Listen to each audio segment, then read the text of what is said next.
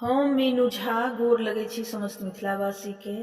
एकटा बेटी विवाह गीत लऽ कऽ उपस्थित छी। कोशिश करै छी सब गोटे के नीक लागे। धन्यवाद। जय मिथिला, जय मैथिली। खाने बाबा सुतल, खाने बाबा जागल, खाने रे दहेज बाके सोच है, खाने रे दहेज बाके सोच है। नहीं हम जागल बेटी, नहीं हम सुतल,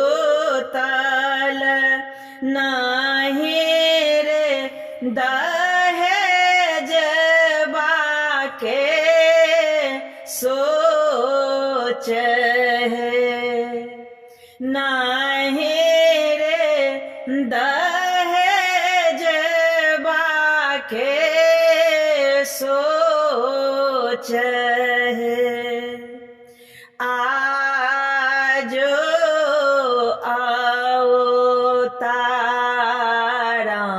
रामचंद्र जमैया,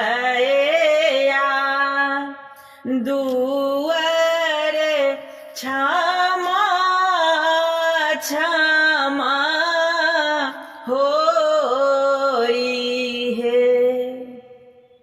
कहाँ बैसायब बाबा आजन बाजन, कहाँ बैसायब बरे यात है।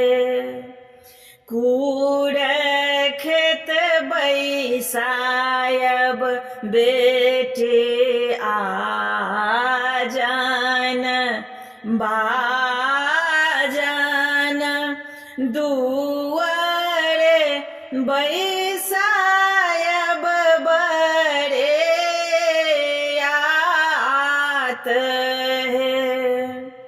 मारबे बैसायब बेटे रामचंद्र जमैया,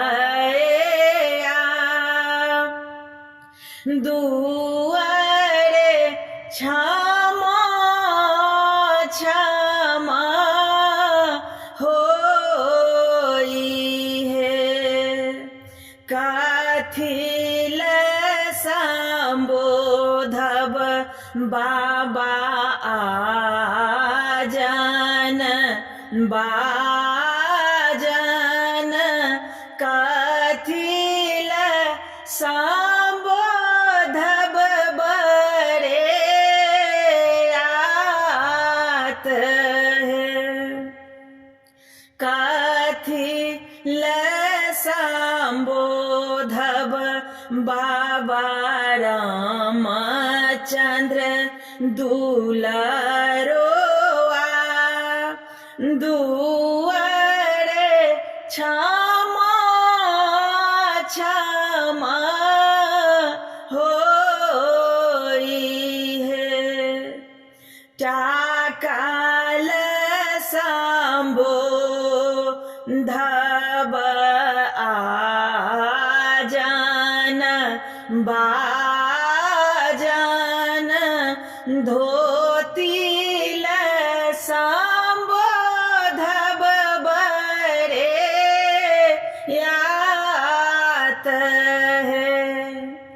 धियाल संबोधब रामचंद्र दुलरोआ,